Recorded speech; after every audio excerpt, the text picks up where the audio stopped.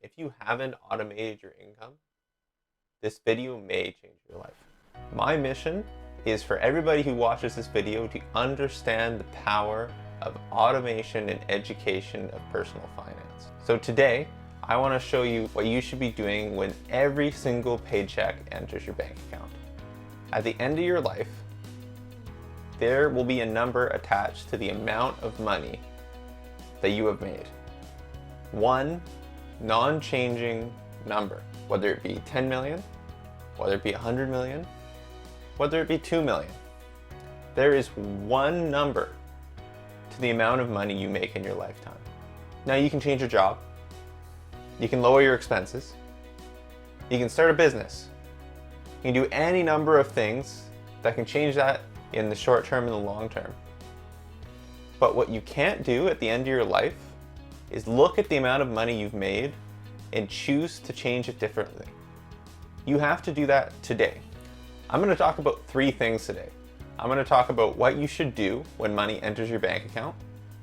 I'm going to talk about how to see the full picture of your spending. And I'm going to talk about what to do with the money you save. So if you think about only having a certain amount of money in your life, a finite amount of money, when you see an ad for something someone else wants you to buy, and you buy that, instead of the things that truly add value to your life, you are robbing yourself of your ability to enjoy your life. And that's not your fault. The reason is default bias. You are not in control of your actions. You are, but not fully. Think of yourself as a man or a woman riding on top of a massive elephant, and you try to change that elephant's course. You can push, you can prod, you can be very persuasive, but if you want to change what that elephant does, not just this minute with a lot of effort, but for the long term, you simply have to change its habits.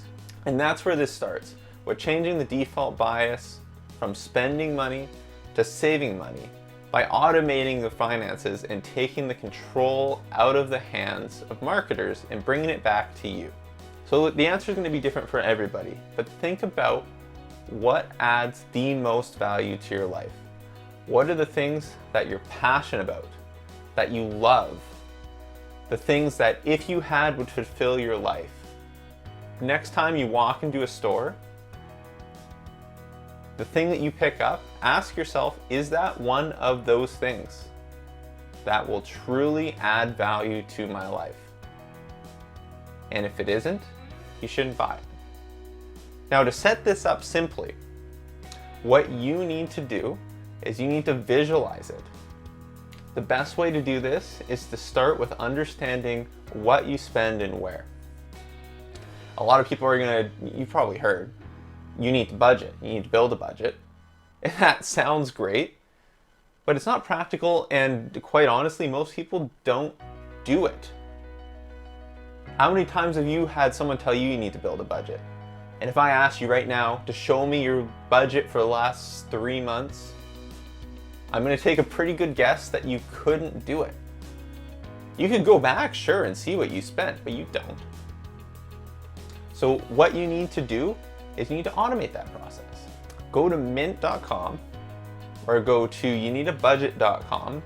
There's a few different pieces of software to do this, where you can connect your bank accounts, you can connect your credit cards, you can connect your investments accounts, all into one central place. Think about like it's a dashboard for your financial life. And when you get to check this dashboard, see how you're doing, see how things are going, where things are changing, you get a clear, accurate, and up-to-date picture of your spending and your financial life. Take all the guesswork out of it. See what you spent yesterday, see where your investments are at today, and see exactly where your money's going. Don't write it down into a thing every time you spend money. Don't put it in an Excel sheet that you're not going to follow through with. Make it easy. Connect everything to a program that tracks it for you, and then look at that. Once you can see exactly where all of your money is going, where you're spending, what you're saving, and it's clear, it's easy, it's automated, the next step is to be accountable to that. Now, the way I like to do this is, instead of making what I would call a soft budget in a program like Mint or You Need a Budget, or putting it out in an Excel document that you'll say you'll follow, I like to make what I would call a hard budget. Now, that's a budget that's in your bank account.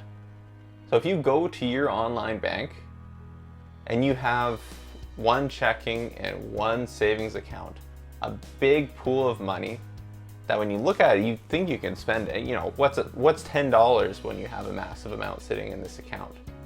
That changes your perspective versus if you have multiple accounts labeled for different purposes and the things that add value to your life, and you can only spend the amount that's in those. I'll give you an example. I want to get married in a few years. I don't know when. You know, I'm with my girlfriend of 3 years and I love her, but I don't know when that is, but I know that's going to cost money. All of us know that's gonna cost money. You know that when you see your first romantic comedy, that at some point you're probably gonna have to spend money in a romantic way with somebody. How many of us started to budget that?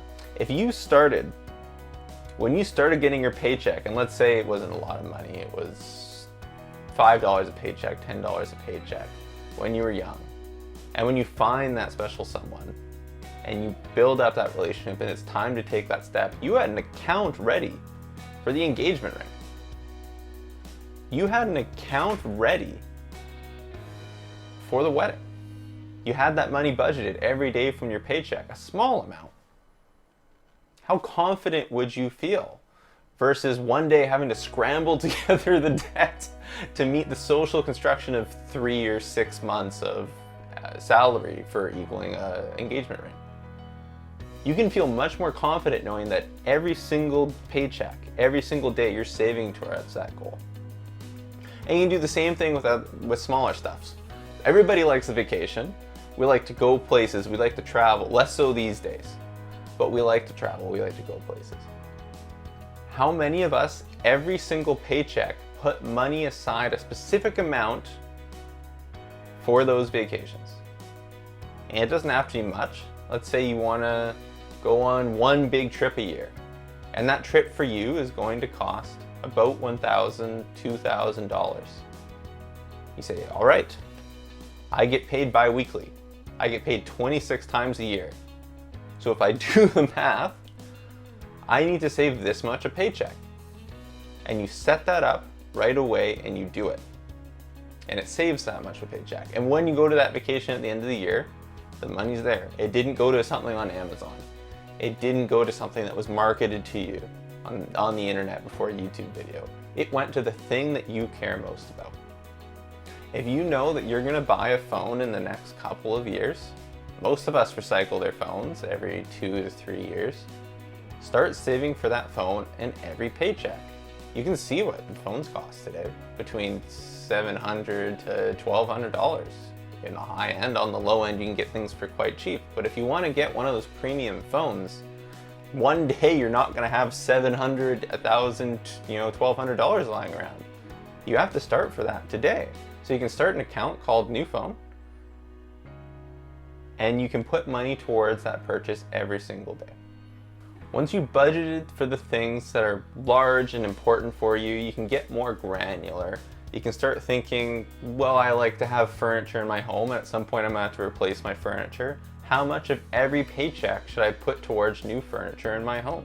And some of these purchases, you're gonna start this, you're gonna put $20 a month towards furniture, and you're gonna find out that you or your significant other wants to buy a couch. This happened to me recently. I wanna buy a couch. I had $400 in my furniture budget in that account. And I said, okay, this is what we have. This is what we can spend. She said, no, I want one that's quite a bit more expensive, $1,200. I think it ended up being $1,200, $1,400. So instead of just saying, okay, it just comes from the rest of the bulk of my money, I said, okay, we can budget for that. And I still have that same amount going into my furniture budget, but at the same time, on every paycheck, I have that same amount going out back into my general savings at the same amount for the period of time it's gonna take me to pay back that couch. It's almost like I gave a loan to myself from this account and I'm holding myself accountable automatically. And if you always find that you're on loan for these items, you should probably up the budget or down your spending. That's a clear indicator that something needs to change. Now, the one thing that every single person today watching this video should do is they should put away a certain amount of money towards their retirement or general investments or whatever the goal is for you. Think about it this way. If you were 20 and you put away $20 a week, let's say $20 a week, not hard, you know, $20, $40 a paycheck, you can do that. If you started that amount at 20, it would be worth significantly, by a factor that you would find very surprising, significantly lower than if you did the same at 30 or 40 or 50. I'll crunch the numbers for you and I'll put it up here. So as you can see, if you start at 20, investing that small amount bi-weekly on average in a broad diversified stock market portfolio, you are going to find you have significantly more money at the end of the day to do the things you want to do in retirement. So you have to start these things today. Quite clearly. I mean, look what happens when you start at 35 versus when you start at 20. Most of that's compound interest. That's not the principle. I have a mission for you. On your first paycheck of January 2021, I want you to put at least 10% of that paycheck away into an investment account. Set it up so it's automatic and you're accountable for it. You can do this very quickly. You'd be surprised how quickly that you're able to do this. I'll give you an example. When I opened my first investment account, I was very ambitious in the morning. I watched some YouTube videos the night before and decided that yes, this is something I'm gonna do. And I woke up in the morning and I put down my toast and I'm tapping away on the app in my phone. And when my toast popped, I was 75% of the way to finishing signing up for this investment account. Buttered my toast, put some cinnamon on it, put some peanut butter on the other one, and as I'm eating it, took me another 3 or 4 minutes or so, and I had an account set up. Amazing. Took me another 5 minutes to link my bank account, and then I set an amount on the date reoccurring on my paychecks. That took me another 3 minutes, and I was done. I mean, the whole process took maybe 20, 25 minutes and it changed my life. And you can change your life. So right now, set it up for January 2021 for at least 10% of your paycheck to go towards an investment account. My advice is to start with any number. If you can't afford 10%, put in $1. Our goal is to not build wealth with $1, but our goal is to build a habit. Because once it's $1, how hard is it to make it 2, 4, 8 months after month? One day you'll find out you're at 10, 15%. And you can keep upping the amount to where I would recommend someone should be, which is probably 25% of their income if possible. Personally, I save 55% of my income goes towards budgeted saving and investing, and 35% of that was diversified investments accounts with the goal of a long-term purchase in mind, whether that be home ownership or my retirement. So if you think about it, if someone like me, I'm not making a ton of money. You can see the views on this YouTube video right now. I'm not making a ton of money. If I'm able to save 55% of my income towards the things that are valuable to me, then you can save 10%. You can do it. Set it up automatically for January 2021 on that first paycheck. Now, the last thing that I would do is manage your fixed expenses. You gotta remember, you are not fully in control of your actions. You are being controlled by your habits. You're that little man on top of that big elephant. So what you need to do is you need to look at things like fixed expenses. Those are habits that happen automatically in the background against your success. Evaluate if they truly add value to your life. When you have the program like Mint, or you need a budget and all of these transactions are in one place, look at the ones that are reoccurring monthly and decide if those truly add value to your life. Today there's some things that are pretty unavoidable. Most people have a Netflix subscription. But do you need a Netflix subscription, a Disney Plus subscription? You can fill in the blanks with the video subscriptions that are around. Do you need all of those? Or can you do Netflix for 1 month, cancel it, and then move on to Disney Plus, and then cancel it, and then move on to your other favorite streaming platform and reach all that content that you feel is valuable to you in that month? Think about how much money that would save you if you actively manage the streaming platforms. And you can do that with anything in your life. If you automate your budget, if you invest in things that are most important to you, and you manage your fixed expenses, you will be ahead of 90% of your colleagues when it comes to personal finance. Think about the burden that would be lifted off of your mind by simply automating your financial life for success. So I want to get this mission to you. January of 2021, set a fixed automated amount for the things that you value the most. If you do that, then this video will have changed your life. That being said, you guys, thank you for watching my YouTube channel. I post Monday and Fridays for personal finance content that's meaningful to young Canadians.